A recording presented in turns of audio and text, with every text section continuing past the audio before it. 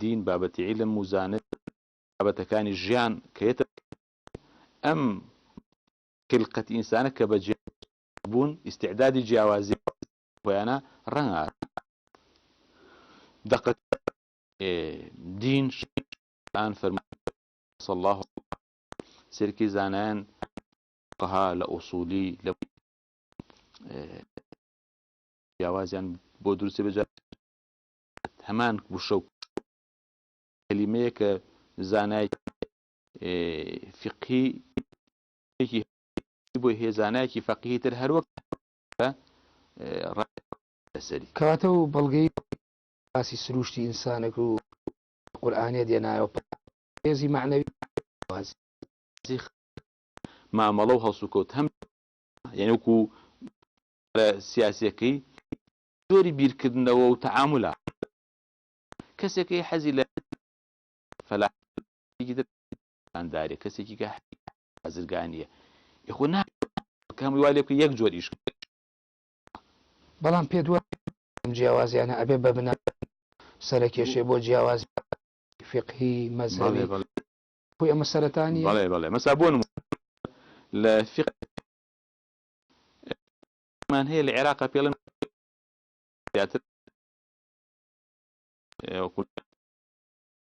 أما احتجاج بالقرآن غمرك صلى الله عليه وسلم مدرسي زيادة المدرسي درسا أما مدينة أما إمام أبو حنيفة لقل ذكر حد أوان سيركي لازم فقه شان جوازه سنباطي شان جوازه زمينه وشوية ك تكي جا عرب جاي في رقو يا ابو وايك دز بردن بو دينا مشاكل وحديث موضوع وكما حكيتك ما بيتو بتاية الرواية حديث سيركي لبرو أو تورتر بجد بقوة بجد بمسائل حالتي بلا دكتور أنا جنجينا به كلنا وميجوي إسلام عاد إيوة توجينا وتعنا سرعة نوسي ولا وتاوك صالي تاي تي أموياك دسبيك باسيا كان ديت خوي بو خوي آزادي أم جور كاتيك آزاد أم مش لنا سياد صلاتي فرمان رواه رومي اشتر لخزمة مع مصطفى برز شعبي ديارة لإسلام هاو تريبة لأ أو جوازي كالفكر قشتي آي ما قال إسلام كقرآني بيروزة كدابة زيوة كمين وشا كدابة طبعا بإجازة زانات يعني حتى يكمين كلا قرآني بيروزا للعين دابة زيوة تخوار وقال سبب بومرو فاتي شونك جواز هلا قري هلا هر خوينوي ويك ما خوينينو شي تربيا ما نخير ام وي كونا خوينوي است خوينوي مروفو وجيار بوهم مشتكاني تر كاتلير لو حال يبي ك كوازي نجاة للرافض سرچاو اگري بالمعنى چه كيكي ميجوي سيري تاريخ گشتي دو جور جهازي كي مشروع وبيوستا جهازي كان جهازي معنى لە هەم سەر لە ناو مێژووی ئیسلامایە میایە اینجا ئەندە تەفسیرێکن بۆی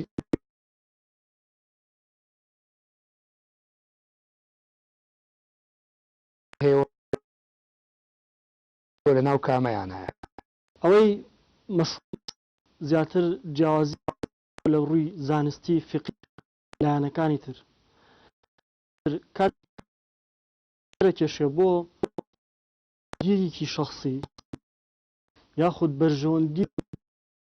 جام گروپێکی ئاینی یان تقریبا حتی هەستیان پێ و مێژوویەکان ئەبەزێنێ بۆیە هەم پێویستە لە مێژووی ئیسلامی لە تاریخی ئیسلامیە ئێمە بێت لەو دوو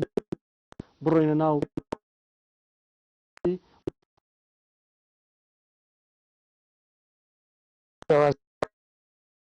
بۆ ئاماژەی پێەکەی ئێوە نووسی توێژینەوە بۆ خۆی هیچ شوێنێک ئازادی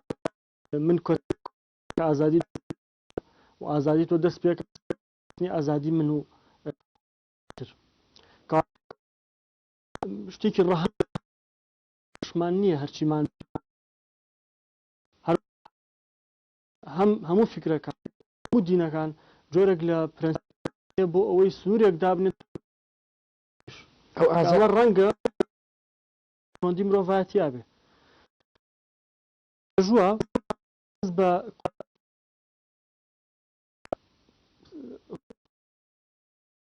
بووە لە اختلاف تر بڵێن چەند گروپێکە یاخود مەدرسەیەکی دوجار بۆتە هۆی بۆ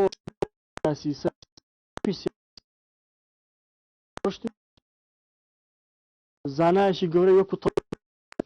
لەبەرەوەی کە جیاواز داسش کە ناشتیان بەدزیەوە ناشتیان جیاواز بوو لەکوێ یعنی ئەو ئاژەی پێ بیروان ئازادی ڕێوەبردن بیدا کە هێزێکی معنەوی بۆ ئێمە باسی مێژووی ئیسلامە سەرچاوەکانی ئاینی پیرۆزی ئیسلام هەموو وانە بەشێکی گرفتەکان تێکگی واتە سایک مرۆڤەکان پیرۆزەکان ئەبێکە ئازادیە بڕیارە ناو دەوڵەت و دەسەڵاتی خۆی بەش دەرەوە بە واقع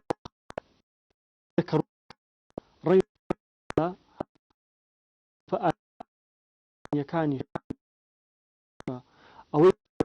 نەتوانرابێت لە سەدا لە سەدا هەشتا نازام لە سەدا جێبەجێ نەکرابێ ئەمە بۆ بۆیە ئازادی شەوە زۆر بە ناوی شتی زۆر جوانەوە زوڵم لەو وشە جوانانە قەیەت کردووە خەڵکی دیاریکرای خود گروپ کار هاتوو بەڵێ جەناب و ئاماژە بۆ دابەوە کە ئازادیش پێیانە ئەوەی کە جەنابیش زۆر جار لە بۆ تاکتیکیە بۆ خۆی تێگیران لەگەڵ ئەسڵی مەوزوعاتی مرۆڤ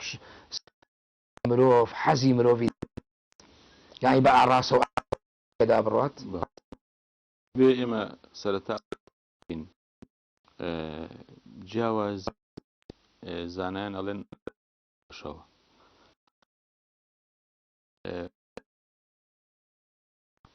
کەوش جیاواز کێشێ بۆ شتی خراپ و قەدەغ چ لە ڕووی زەروزیانێک تر بە زەروزیان بۆ گەڕێتەوە ئێستا ئازادیە کە کابرا بەسوو بە احتیکار فرۆشی بەچی خۆی کاس بەڵام مادەم ئازادەکەی دەدان لە خەڵک بۆ بەرژەوەندی لێرە ئەمە ئەو معاملانە حرام سنووردارەکە کە مەشروع بەخاتەوە عەرەق خۆ ئەو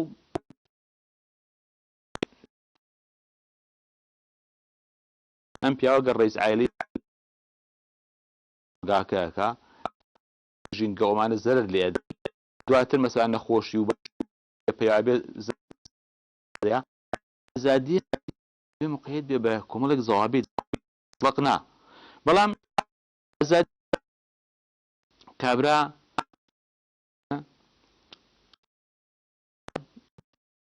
مسلمان بێ ئیمان هێنێ کاتێک واکو لە وڵات مسلمان نییە کابرا بەویستی خۆی ئیمانی ناکە ئەمە هەروکو بەڵام لە قیامەتە نەتیجەی خۆی هەیە تاقم و دەستە ئیمانی لە سایە و ژێر سنووری ئیسلامی بێمش معتەبەری هەبێ لای با ئێسش تفسيري آياتك قيل آياتك كس في قيل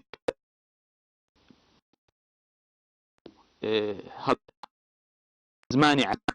طول في ضوابط زمان مقاصد الشريعة وشوني أم رجع بيدرا وبعد ليني علمي كتيرش كلواني بله يا على صدا بنجاب يشوا ما دام أوش ماي قواني وأصول مقاصد بنا تام بسوا كلا قرآن هي دليل زماني عربية عرمتي لو فرمود توناتوني بلي أول عالمي كي محققات فارزها يعني مرجحات بلن لم رايان هیچی تیابەسە نیە و بە کۆمەڵ شت بەس کە دەلیل بەڵگەن کە ڕێگە پێدرا ئەو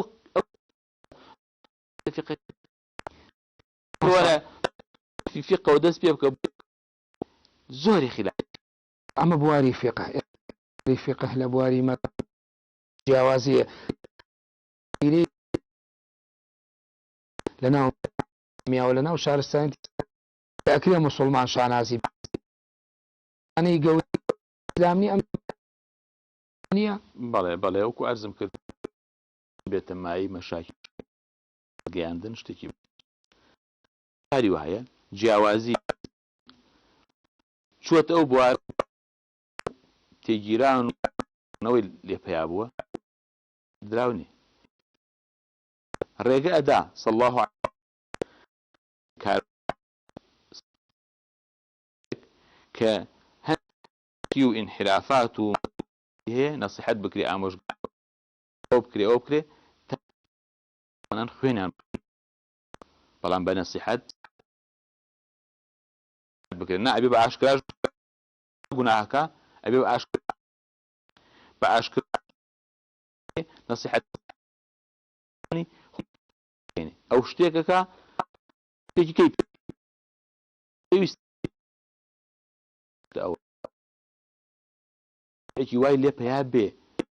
ئەی شەڕ و خوێن ئەوە لێ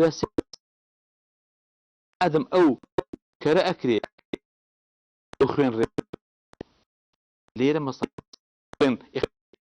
باشە پڕە لەم بە بۆ کۆمەڵێک لە تونا یعنی وا لێ بکەین لە فراوانی بەم جیاواز و بوارەکانە نام جیاوازیانە ڕەنگدان ئێمە وازی لێ ناین بە سیرەکە هەڵ ئێسنی ڕەوایە تا چەندێک ڕەوانی ئەوەی کوتم لەو جێی بۆ ڕێگە پێدراوە لە سەدا بەڵگەی هەیە حجة نمونە لە ئاەتێک شتێنێ ئەڵێن ئەم شتە تۆ بەم ئاەتە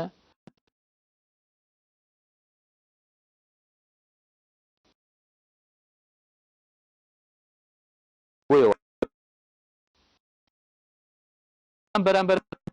هەر بەڵ زمانی بەڵام فەرقیان چییە؟ ڕوویەک و بەڵگەی پێێنێتۆم لە ڕێکی مشتەرەکی لەفزیە عەرەبیە دوو معنە سێ معنە کەمیانی لێگرێ معنای دوو ئێو کاتە بێت بوار بوون بۆ ئەوی جیاوازی ببێ خیریشە ئەومان لەبیر نەچێ تانش جیاوازی تیا بێ کەس ڕای خۆی سەپێنێ ئەگەر جیاوازی و یەک احتیمالی هەبێ هەموو ئەوە دوان ڕاستە کە تۆ ئێستا ئێمە هەڵبەت باش لەوانێ بڵێم هەموو شتی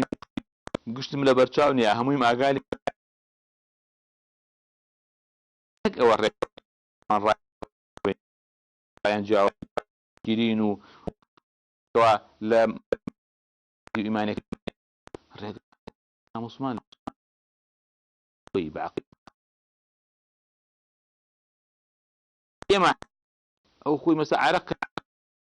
لە ماڵی خۆی ئەو زەرە لە خەڵکانی دانەنی بیفرۆشی بەڵێ ئەمە بینەوە لە مامەسان مێژووە هەبوو ئازادی وەختیان مانە تا چەند حاڵ دەستکراوەی قسە لەسەر حەزەتی ئیسلامی بکراوازی دەنگی و فرە دەنگی و سەبێ جیاوازی و لەناو ئاوێتە بێ بتوێت یعنی کاتێک مسڵمانەکان شارستانەتی خۆیان بنێ کە بوێران سوودیان لە یۆنانیەکان و ئاەتی وەرگرت و ئەچێت زیادا چن پێغەمبەر درودایەتە ئەمە چەند ئەڵانە دێنین کە هەرێکە خەڵکی ئەمە وای کردووە پێکەوە ژیان بەگشتی دەوڵەت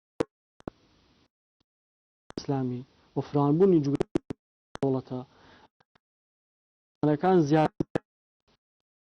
ناو ئەرز و ئەو ئەدیانانەی کە موسڵمان نەبوو لێرەوە یان ئەوان موسڵمان یان شەڕیان کوژراون و یان لەسەر ئاینەکانی خۆیان ماوە هەموو حاڵەتەکانەوە شارستانەتی ئیسلامی ڕاشدین گەلان بینین کە موسڵمان نین بینین پێچوانەی ئەمان هەتا ئەنووسن باوەدا ئەنێن هەتا ئەو کات کە ڕێسان بوو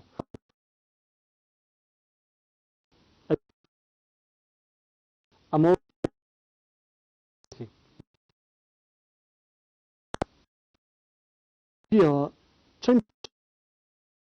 چەمکی خەڵک و چەم ئازادەکانی بەشێکن لەو سیماتانی سانەتی ئیسلامی پێ ئەناس بەڵام ئەمانە وەکو شەپۆلی دەریا دێ سەردەما ئەبینزی دەرەکە دێ سەردەی بەهێزی زۆر دەوڵەمی بەڕێوە بۆی مەسەڵەکان ئەم چەند قەناعەت کە پێویستە یەهودیەکان ئەم بیر و بۆچوونەی هەڵ لەژێر دەسەڵاتی خەلیفە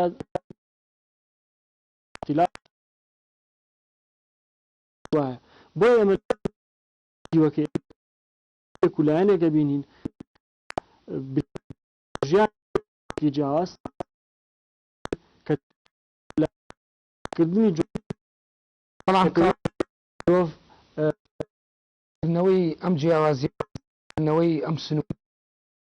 ڕۆحی جیاوازیەکانە ناوبەرەوە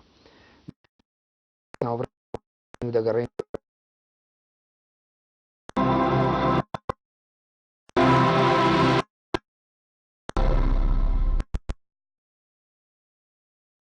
دووبارە سڵاو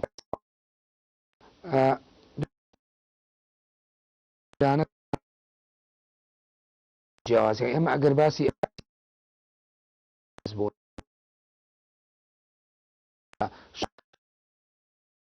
کریسمی قوتابخانە زون و مامۆسا ئاماژەی بە هەندێکی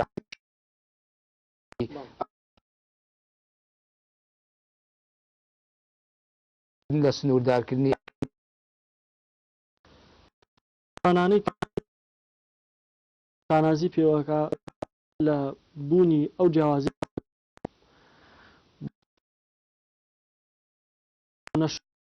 یانە سرفەت دێنە عێراق یانە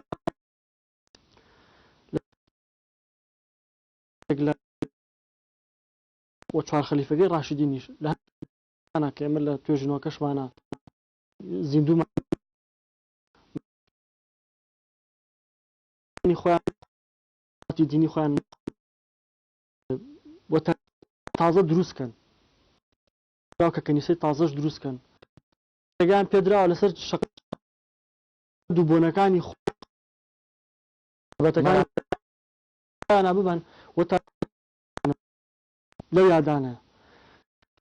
ئەم جۆرە پێکەوت جۆرە ئازادیە مێژوون ڕەسەنەکان وە توێژەران حاڵێکی ئیجابی وایە کاتێک کە کەسێک دێ لیفێ دێ کاتێک کە ئازاد خەڵکە کوژێر لەبەرەوەی بیر و بۆ خەڵک سژنەکە لەبەرەوەی بیر و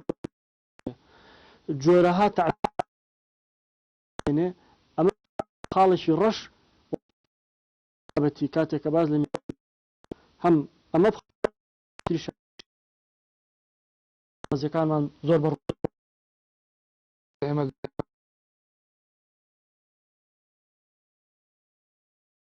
بۆ چوونانەی مامۆستا بازی کە دەمی دەسەڵاتی کەسێک بوون لەسەر جیاوازیانی حاڵەتی خۆش بە دیاری کرا کاتە جێشێکی ئیسلام دەوڵەتی ئیسلام میلەتێک گەلانە بێتۆ نەکا لە سێ اختیار بن کە مافێ بۆمان هەیە بۆ وانیشێ یان دەسەڵاتی بێ کە پێ تێجێ یا بوونەوە وڵاتە ئیسلامی ئەو مێژوو یعنی ئەوە نایە مستەشریقەکان خۆیان ئێڵێن یان وانەیە کە منسیفن ئەو ڕێک و پێکەی کردویانە لەگەڵ مەسیح پەرست جوولەکە هەزار ساڵ لە کاتێکا پێچەوانەکەی ێوان دووسا یەکان زاڵ لەو کاتەوە تا ئێسش هەرماوە کاتەوە تا ئێسش هەرماوە ئەدیان سابی ئەوانە لەو کاتەوە لە کاتگەربی لە ئیتوانی بەڵام معاملەی ڕاست جا ئەمە یەک نمونە لە کتێبەکە خوێن هەر پێشی ئەم ئەوروپای لە کتێبێکا خوێنمەوەڵێ لە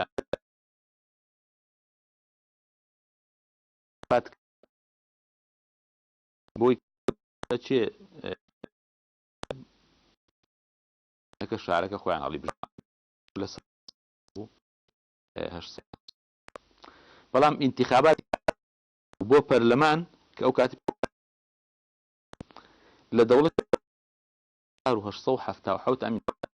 بۆ دەوڵەت عوسمانی فوس ئەندام سێ نوێنەر کە کردویانە ساڵی 1000 ئەوە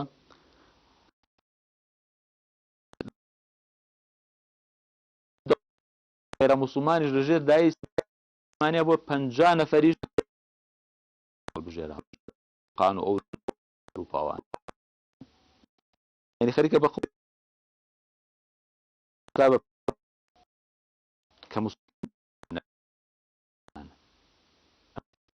1800 ئێستا بۆ جاژە بە کۆمەڵانە کەس لە ئەوروپا بۆتە ینی ئەو وەزعی کەواکو موسڵمانان خۆیان داوە بە غەیر موسڵمان لەناو خۆیانە ئازادی هەبوو ناموسڵمانەکانیشیان داوە ئەو نمونەی کە باسم ئەو ئەندام پەر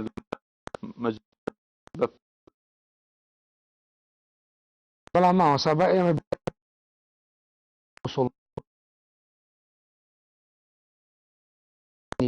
کایی بەڕێوە بن و کارگیرێکی ئاسایی نییە لە شوێنی ئیسلامیدا بنەمێنێت لەسەر ئەو تەوەرە لە مێژووی ئیسلامە دوای وەفاتی پێغەمبەر سەڵ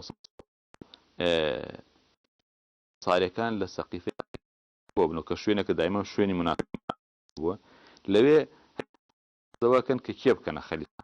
سەڵ سەلەم ێتە سەر ساریەکان و تەمان ئەبوو بەکر و عومەر ئەچن بۆوێ شەو قسە و باسێک باوکو ئەبێ یەکێک لە مهاجرین بێ حەکا و مۆزوع ناڵێن ینی هەر لە ئەوڵەوەی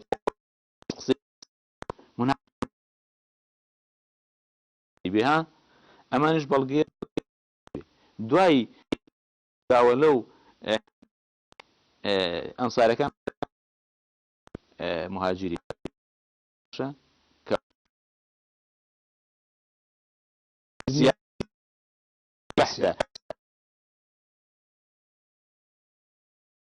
سەلەم جەنازەکەی نەنێشرا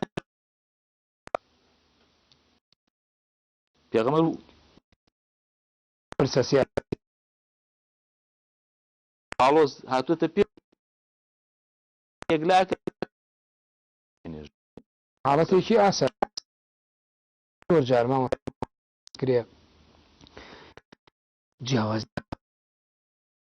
لەوان خوێندنەوە کە لە گامی ئەمە بە جۆرێ لە جۆرەکان لە قاڵب نورەکانی کاڵ بکرێت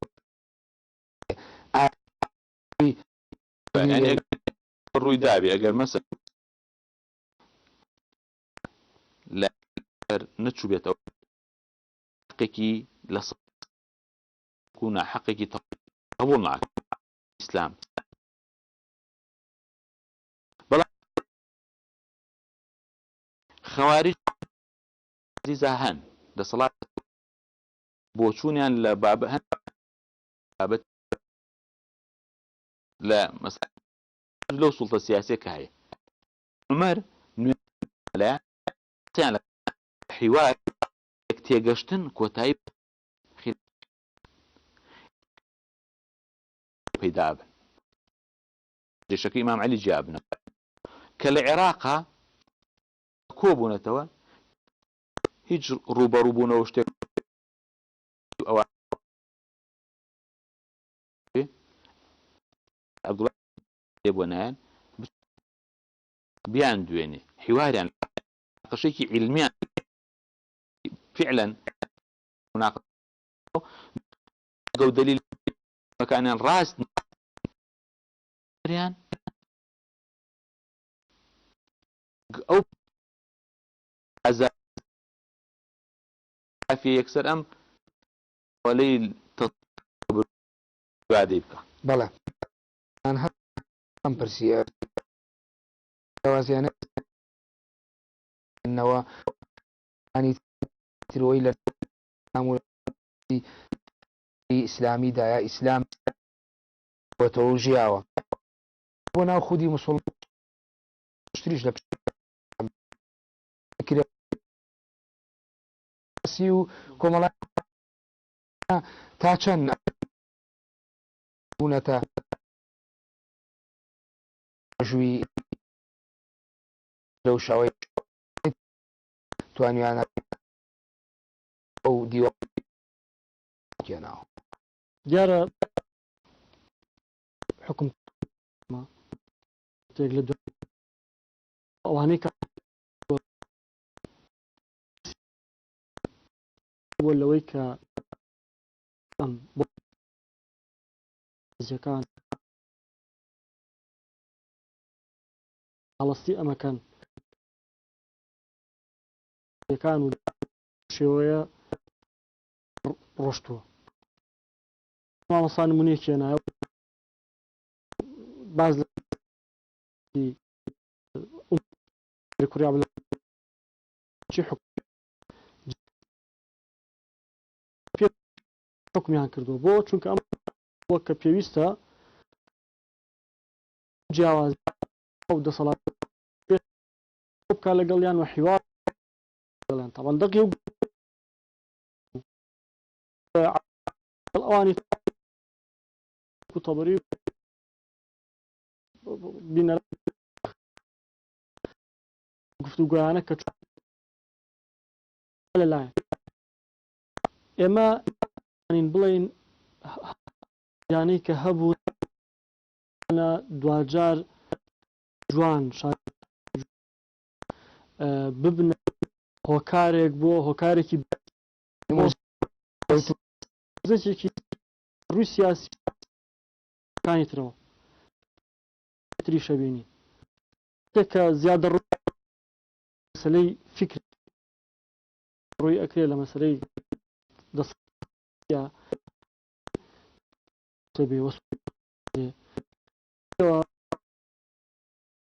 دەوڵەت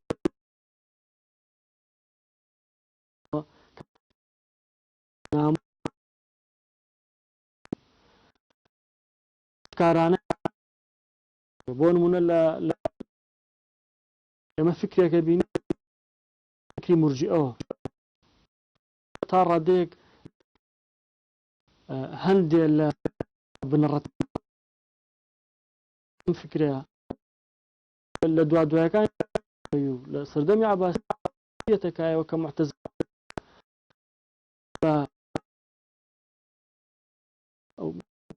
ئەم بڕوایان بۆ کرد ئەم کاتێ ئەم فکرە بە وڵاتەوە دروستەکە یعنی فکر لە مەسەلە ڕەنگە کێش دەسەڵات وەرەگرێت قوبەیان لەسەر بیرو بۆچوونە دواترا کاتێک کە ئەمە ئەبێتە وە دەوڵەتداری لەسەر ئەم لێرە کێشەکە دروستە پێوتێت تیۆریەکە کە بازڕوانین وەجیابی پێ دوانی ئەمە حاڵ بەڵام دوجار مێژووداکردنی بۆ خۆی کەنێ توانین بە قۆناغێک لە قۆناغەکان ڕەنگە کێشە و گرفت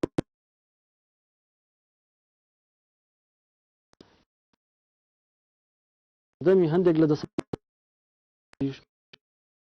لە ئیسلامیا چەندەها گرفت ڕوئەیە خەڵک کاتەوەکو ئەم وال کە حکمەکە سەدارە ئەدرێ بجورها شو أم في أم جواز على روش في بيرنا كات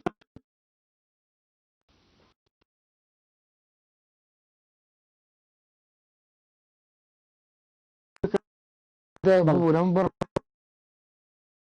تو عند السياسة كو سايني على الرئيس السياسي قيشتن بعد جان عرتي نية كم جوازي كي دلوش تايا تاوكو وأزادي من نباتوني هلا بلام كان أزادي جروبا كان أما بخوي كيش دروسك أما كي كان بروني أفيندت كما نامي دوانزا فكان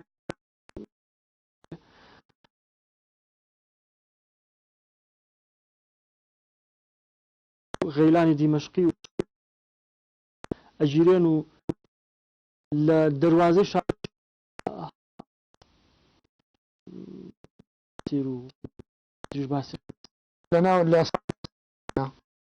لسر أول كانوا يعني طار ديك إيشان لقل أمانة يعني كريبلين أمانة أو أنا بون أني خوان ريفورميان كدو تشاك سازيان كاريبي يا جوان لبنان ويستو أويك فيهن أمر واقع لا أول برجون ديال والله ما جار بناوي يكال ويست وحدته أويك لنا وتلاميا هي ديسان كالكتو بناوي يكال ويست وتاريه لما كزور جار معناه ليرة أمانة فرمودەیەکی پێغەمبەری سەرەکان یان ئاماژ مەرحەلەی دەخل ڕاستەکانیە لە مێژووی کەم و زۆر ڕێکی و نوقسانی تایە ئەم شەریعەتی ئیسلامە کراوە بەڵام عەدل ئەوەیە تۆ بێی سەرابەی بەناو هەموو ئەو مێژووە عادی در مێژووی ساڵە ئەو 200 ئەبی نشتی بۆ کرەوانە کوژان خەوارج شێکی چەند هەیە ئەمبەری ئیمامی عەلی قبولە نەما ئاویان قووە بەڵام ئیمامی ڕەزای خوای لێ نوێش بکەن لە مزگەوت مەنعی هەتا لەگەڵمانە هەتا ڕوبەڕوومان نەبنەوە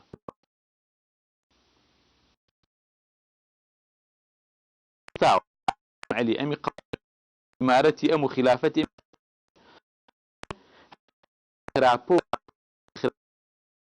پێشخەری لەوان و نەبێت دەست پێشخەر علينا دەتۆ سیرکە ئەمە خەری هەیە جێش و سوپای گەورەی هەیە لەبەر بە شێوەی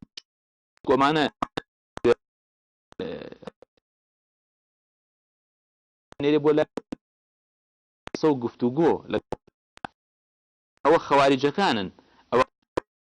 خەواریجەکانن تەبەن زۆرم چەند هەزار کەسێکیان لێ پەش ابن عباس حتى ابن عباس سەرەتا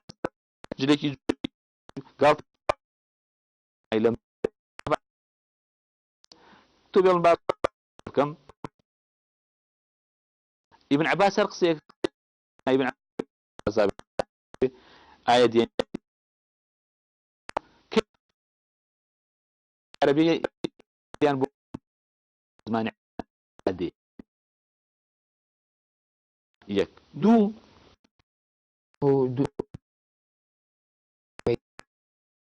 تا چەند ئەو جیاوازیان جار وحدەت و جیاوازیانە ئەکوژ فعلا لزمان خليفة وفكري خليفة فكري معتزلة خليفة كوتو تجير أو ده صلاة أو معتزلة كان بون كأتوين بلين فكري فلسفي غير زمان يقع كردوا إمامي كاتي خليفة رزورة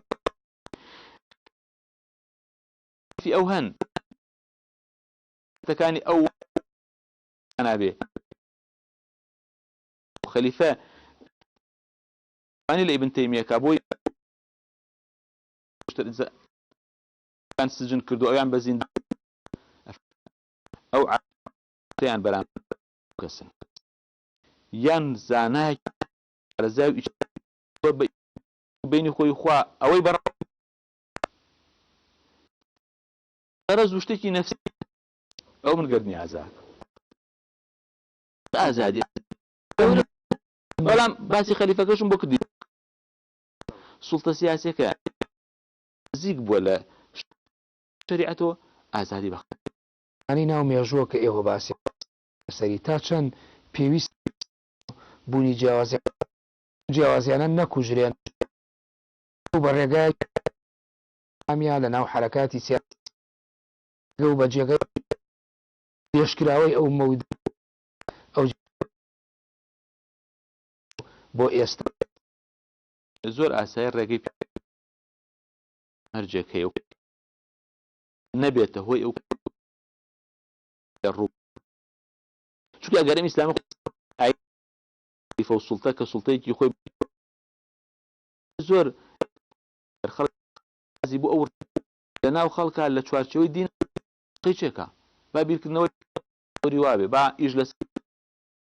کە ڕاستیەکی ئەتوانێت بۆ بکاتەوە زۆر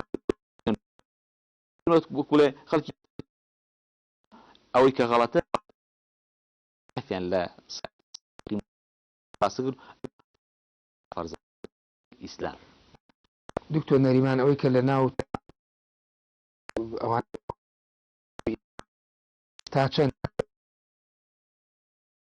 وازە ئاوەڵا کراوە حاڵەتی زیەکان نەک ئەوەی ئەم پێنرەیە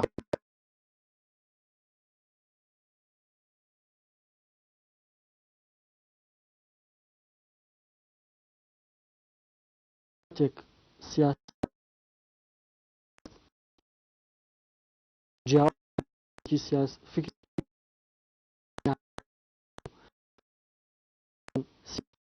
وڵاتەکە في ئاوا ڕوبەڕوو یەکە لێرە دروستەکە خەڵکان و هەموو بوونە گرفت کە بەنی کردن بەڵام جیاوازی لە ناو کرد مەزهەب دروست بوون کەش چونکە چوارچێوەی جوانی شتی جیاواز بوون کاتێک کە إله لله كلمة الحق يراد بەڵام بۆ ئەم ئاەتە شێڕوانینی ئیمامی بۆ ئاەتە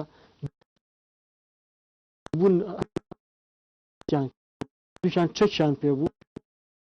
جیاواز بەو شێوە یەکە بنەوە ئەبینی کوشتاڵێک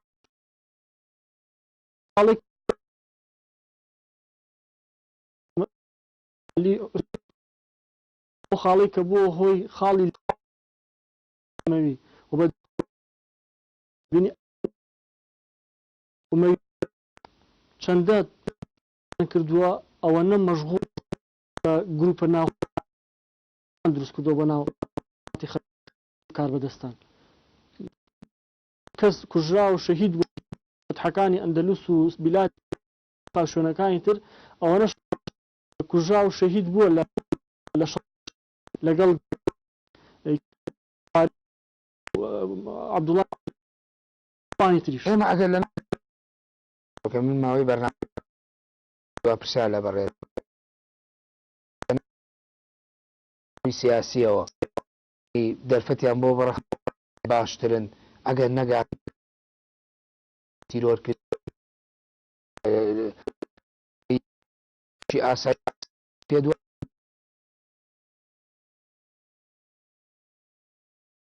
بوون بە جیاوازیەکە باش ئەسڵی ئاینی ئیسلام جەخت دەکاتەوە لە بە مەرجێ ئیفرات نەکرێت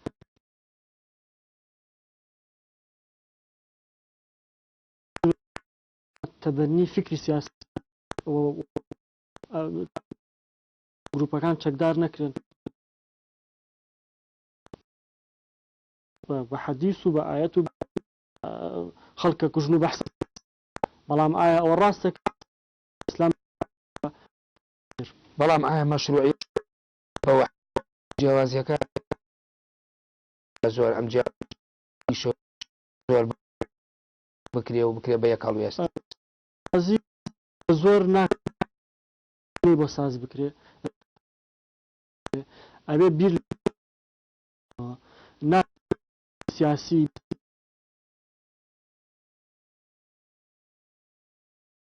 لەگەڵ زمینە سازی لەگەڵ مەشروع هاوبەشیان ئەرزێتێکی نوێنەیە تەکایە یەکگرت ئەگەر بۆ بەڕێزێ لەسەر قسەکانی دوای دکتۆر نەری هەندێک تێبینیشت نووسیوە مان لێ تێمە بەڕێزێ جیاوازی لەمەی وشەوەیە ئەو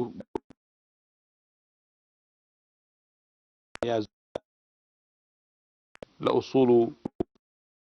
جیاوازی نییە جیاوازی ئەو بابەتانە کە جیاوازی ئەوکو بابەتی فقهی عولەما لەسەر بابەتە فقهەکان و سەردەما هەر سەردەمە چ شێ و ژیانی خەڵک بەکاربێ لە قاڵب نەدراوە کردن بنەمای لە قاڵبدانی عدلی دانا حکومەکە عدل بێ و ڕاوێژ بێ بێتی داناوە بە لە چوارچەوەی ئەمە مەوال بۆی سێکردن لەسەر دین لە ڕان لە ئومەوی بۆ ئەمە جەناب سابق بوو ئەمەی جەنابتەوەی لەگەڵ حەبلی الله تا چەند ئەمانە یعنی لازم چۆن خۆوە مامۆستا ئەڵێم دەست بگرین بە قورئان شریعەتی ئەمە ئەساسەکەیە ڕێگە ئەدا ولو شاء رب خوا جواز نأبن يقولون مختلفين إلا من رحم ربك ولذ حتى ما وبر يعني إن جاء عمر كرة عبد العزيز ها والله جاء أبونا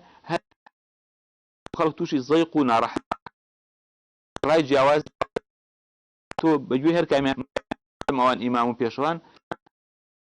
استيقظ بيكاو بشكل باشان برنامجكم بالي هل حد في غمر الله صلى الله عليه وسلم ڕوودا و گەورە و گرنگانە ڕوودا شەڕی سەحابەکە طبعا لە في الرأي هەیە ئەو سلمانی كان قريش دين الله أما دي بمن عربني معناها هاجي باراستني دوای الرحمي خندق مسلمان العرب بەڵە کاتە جیاوات شتەی خراپی لێ نەکەوێتەوە حاڵەتی بەڵێ زۆر سپاس بۆ ئیسلامی الله هەڵە توێژەکانی بینەرانی کۆتایی بەخۆی گەورە بۆ هەموو لە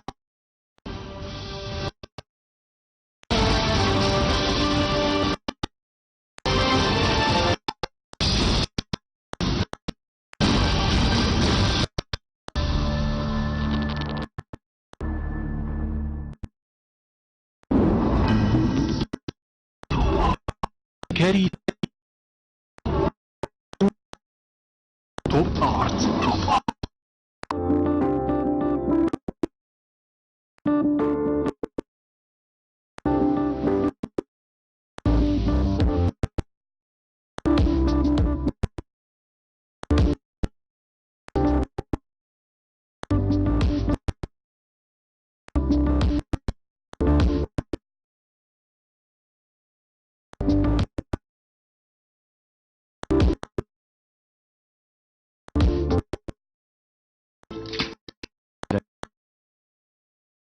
سرکوتو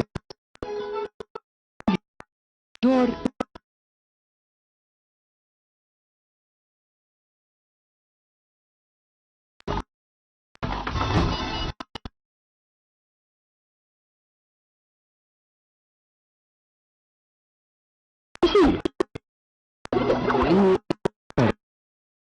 لين الأشارة دوای بانك لا برادر الراس نهيني أو فرد نخو